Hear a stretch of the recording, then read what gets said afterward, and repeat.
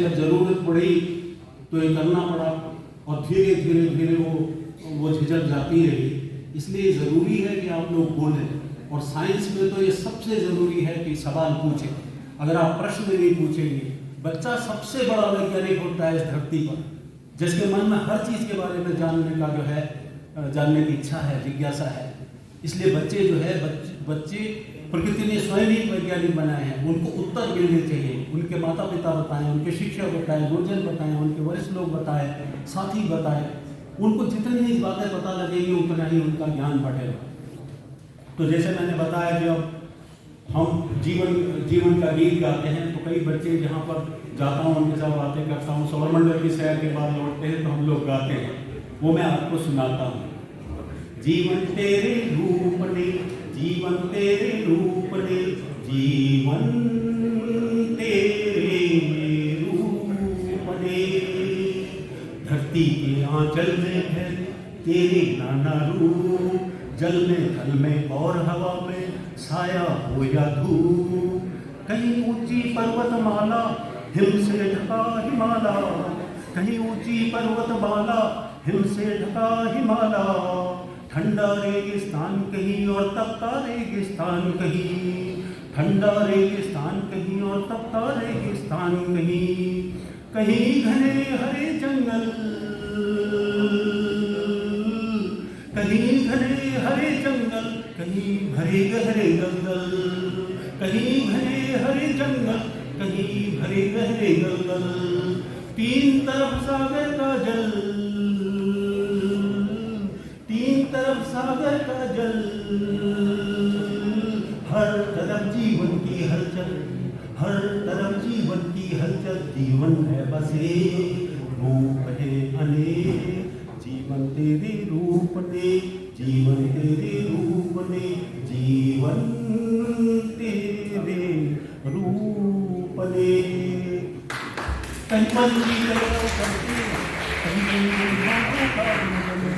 कहीं पंछी कलरव करते, कहीं गुनगुन भौरों का गुंजन, कहीं हिरन कुलाचे भरते, कहीं हिरन कुलाचे भरते, हर तरफ जीवन की धड़कन, हर तरफ जीवन की धड़कन, जीवन है बसे रूप है अनेक, जीवन तेरे रूप ने, जीवन तेरे रूप ने, जीवन तेरे रूप ने, जीवन तेरे रूप ने। तो इस तरह से हुआ। क्या हमारे यहाँ कुल अंधकार था? कतई नहीं। हम तब से लेकर अब तक हम अभी भी एग्रीकल्चर कृषि की बात करेंगे। और कृषि की बात में हम कहाँ से किसको देखते हैं? एक ऋषि जो है एक श्लोक बोल रहे हैं, बच्चे के 2 दांत निकले हुए हैं और उसका अन्नप्राशन हो रहा है। और ऋषि बोल रहे हैं विरिमतम यवतमतो माश मथा तिलम, हे दांतों तुम चावल खाओ, फिर जौ खाओ, फिर मांस उड़द खाओ और उसके बाद तिल खाओ। ये हमारी फसलें हैं। हम किस ओरिजिन ऑफ क्रॉप्स में कहीं भी जाके दुनिया में अगर हम पता करेंगे तो हमारे पास कम से कम श्रुति से आया होगा, फिर लिखित में आया, कम से कम ये प्रमाण हमारे पास है जिसमें हमें पता लग रहा है कि हमारी ये प्राचीन फसलें हैं। इसमें गोधूम नहीं है, वो बाद में आया। हमारे पास चावल था, गोधूम कहाँ से आया? वो शायद मेसोपोटामिया से आया होगा। जो भी लोग आए, आगे आए नहीं आए, वो बहस का विषय है। तो इस तरह से जो है प्राचीन ज्ञान जो था वो प्राचीन ज्ञान तो ग्रंथों में रह गया। आगे चलकर क्यों इतना केवल पश्चिम का ही हम पढ़ने लगे, तो इसलिए इससे अछूते रहे। हमें नहीं पता, आज पढ़ रहे हैं, हमने तो इनमें से कुछ भी नहीं पढ़ा था कहीं।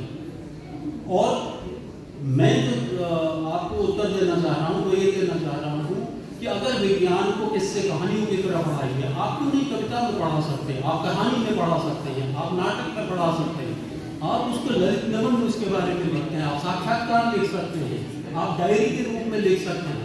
न जाने कितनी तरह से विज्ञान लिखा जा सकता है। लेकिन एक फ्रेम बना करके केवल उतने में ही हम पढ़ा रहे हैं। बच्चा कॉमा फुल स्टॉप के साथ उसे रखता है और वैसा ही लिख दिया तो उसको 90-95% अंक मिल जाते हैं। तो विज्ञान को रोचक ढंग से प्रस्तुत किया जाना चाहिए। जब हम पीरियोडिक टेबल की बात करते हैं, पीरियोडिक टेबल की बात करते हैं कि किस तरह से तत्वों की बिरादरी का पता लगा। एक महान वैज्ञानिक था मेंडलीव का केवल हम पीरियोडिक टेबल पढ़ लेते हैं, कोई ये नहीं बताता है कि उसकी माँ ने किस तरह से उसको हजारों किलोमीटर बैल घोड़े गाड़ी में चल के, स्लेज में चल के, पैदल चल के, बर्फीले रास्तों पर अपनी बिटिया को साथ लेके, और इस छोटे बच्चे को 17वां बच्चा था, ले जाकर कैसे उसका एडमिशन कराया। उसको एडमिशन यूनिवर्सिटी में दिया नहीं कि इसकी भाषा ठीक नहीं है, ये तो सही ढंग से रूसी बोल भी नहीं सकता है। और आखिर में शिक्षकों का एक प्रशिक्षण संस्थान था जहाँ उसको एडमिशन मिला, और वहाँ से पढ़कर उसको धीरे धीरे केमिस्ट्री में उसकी रुचि हुई, और केमिस्ट्री पढ़ करके उसने अपने जहाँ रसोई में खाना बनाता था वहाँ अपने लाइब्रेरी कार्ड लेकर के जो तत्वों में समानताएं दिखाई देती थी उस हिसाब से वो कार्ड बनाता चला गया, और धीरे धीरे उसने पीरियोडिक टेबल का प्रारंभिक रूप जो है वो प्रस्तुत किया। अगर उस माँ की कहानी के साथ हम जोड़ करके पीरियोडिक टेबल को पढ़ाएंगे तो वो कहीं अधिक रोचक होगा। इसी तरह से किसी भी विज्ञान को लेकर हम उसके बारे में कुछ रोचक किसी कहानियों से जुड़े हुए जो हैं, हर वैज्ञानिक काम करता है। हम आज तारों के बारे में बात करते हैं कि उसमें तारों से हम धरती पर बैठे बैठे पता लगा लेते हैं कि तारों के प्रकाश में क्या है, लेकिन पता कैसे लग रहा है? क्या हम उस वैज्ञानिक के बारे में जानते हैं? ये यहाँ तक कैसे पहुँचा? उस वैज्ञानिक के पास तो इंटर में पढ़ता था, जूते भी नहीं थे, उसके पास नदी में नाव के पैसे देने के पैसे नहीं होते थे, नाव में बैठते थे, इसलिए वो जो है पैर उसको तैर करके पार करता था। उसने तो 8वीं तब पास की थी जब उसने एक डॉक्टर की गाय की सेवा करता था, अपने लिए खुद खाना बनाता था। ये वो महान वैज्ञानिक था जो आज हमें तारों के हस्ताक्षर पढ़ने की हमको जिसने क्षमता दी हुई। तो लेकिन हम ये नहीं बताते ना, इस तरह नहीं बताते, एक कैप्सूल बना करके पाठ हम पढ़ा देते हैं, उससे जुड़ी हुई घटनाओं को, उससे जुड़ी हुई इतिहास को, उससे जुड़ी हुई किस्से कहानी को नहीं बताते। तो विज्ञान को अधिक रोचक होना चाहिए।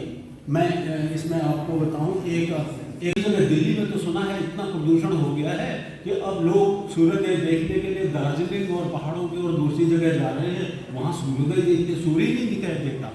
और दिल्ली के तमाम बच्चे जो है, स्कूली बच्चे, उन्होंने तारे देखे ही नहीं। जब वो पहली बार दार्जिलिंग, मेरिक वगैरह जगहों में जाते हैं, वो लाखों करोड़ों तारे देख करके हैरान रह जाते हैं, चकित रह जाते हैं। तो अक्सर मैं क्या करता हूँ कि बच्चों को जैसे सौरमंडल के बारे में मैंने बताना है, तो बच्चों को मैं अपने कल्पनायान में, मेरे पास एक कल्पनायान है जो कल्पना है, जो सृजनहार जिसने सृष्टि को रचा, उसने हमें एक कल्पना इतनी बड़ी शक्ति दी है कि वो एक ज्ञान के रूप में हमें कहीं भी ले जाती है, और दुनिया के किसी भी यान से जो है वो तेज गति से चलती है, और मैं ब्रह्मांड के किसी भी ओर छोर तक उस कल्पना से जा सकता हूँ। और साथ ही कल्पना चावला हमारे देश की एक शहीद हो गई अंतरिक्ष यात्री, उनको भी एक तरह की श्रद्धांजलि है, तो इसलिए कल्पना अंतरिक्ष यान मेरा है, और उसमें मैं बच्चों को बैठा के ले जाता हूँ। और फिर रास्ते में जब हम जा रहे होते हैं लगातार सूर्य की ओर, तो हम तारों को देखते रहे, तारों के छाँव में चल रहे हैं। दोस्तों, अब हम तारों की छाँव में चल रहे हैं, तारों का गीत गाओगे मेरे साथ? तो बच्चे वो शुरू होते हैं, गाते हैं उसमें से, आसमान में लाखों तारे, आसमान में लाखों तारे, तारे कितने सारे, तारे कितने सारे, एक गंगा धरती में बहती, हरिद्वार में तो बहुत ही पास में है, एक गंगा धरती में बहती, एक बहती आकाश में, एक गंगा धरती में बहती, एक बहती आकाश में, उस गंगा में लाखों तारे, तारे कितने सारे, टिमटिमाते तारे, टिमटिमाते तारे, उन तारों में एक हमारा सबसे प्यारा तारा, उन तारों में एक हमारा सबसे प्यारा तारा, जीवन दाता है कहलाता तारा सबसे न्यारा।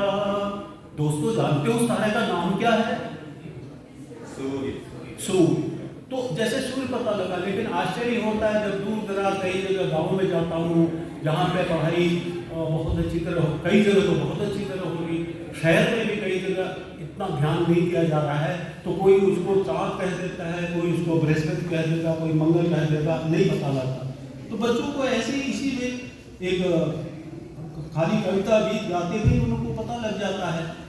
खुद अपनी भारत भूमि के लिए कि हमारा देश कितना समृद्ध है, जो पूरे सौर मंडल का चक्कर काट के आते हैं और उनको मैं सुरक्षित जो है पृथ्वी पर लाता हूँ और अपने कल्पना अंतरिक्षयान में से धरती पर सुरक्षित उतारता हूँ। तो उसके बाद उनसे कहता हूँ, दोस्तों मुझे बताओ, क्या तुमने कहीं कोई तितली देखी इस विशाल सौर मंडल में? क्या तुमने कहीं कोई पेड़ देखा, कहीं लहलहाती फसलें देखी, कहीं कोई कलकल बहती हुई नदी देखी, क्या कहीं कोई झरना देखा? नहीं देखा। क्या रंग बिरंगी चिड़ियाएं कहीं कलरव उनका सुना उड़ती हुई देखी? नहीं देखी। तो फिर जीवन तो और कहीं मिला ही नहीं। और खुद हमारी धरती में करोड़ों जो है जीव जंतु हैं, जीव जंतु, पेड़ पौधे और कितनी तरह के लाखों तरह के कीट पतंगे हैं, तितलियाँ हैं, चिड़ियाएँ हैं और इधर वन्य जीव हैं, ये सब हमारे यहाँ है। और इतनी कलकल बहती हुई नदियाँ हैं, इतने लहरों के ठाट काटते हुए विशाल समंदर हैं, ये सब हमारे यहाँ। और हमारे देश का मुकुट जो है पूरा श्वेत हिमालय, इतना बड़ा चमकता हुआ हिमालय हमारे पास है, इतने घने वन हमारे पास है, इतने हमारे यहाँ कहीं रेगिस्तान है, कहीं जो है ठंडा रेगिस्तान है, कहीं गर्म तपता हुआ रेगिस्तान है। तो चलो गाते हैं, ये जीवन का गीत गाते हैं। सुनोगे आप लोग जीवन का गीत?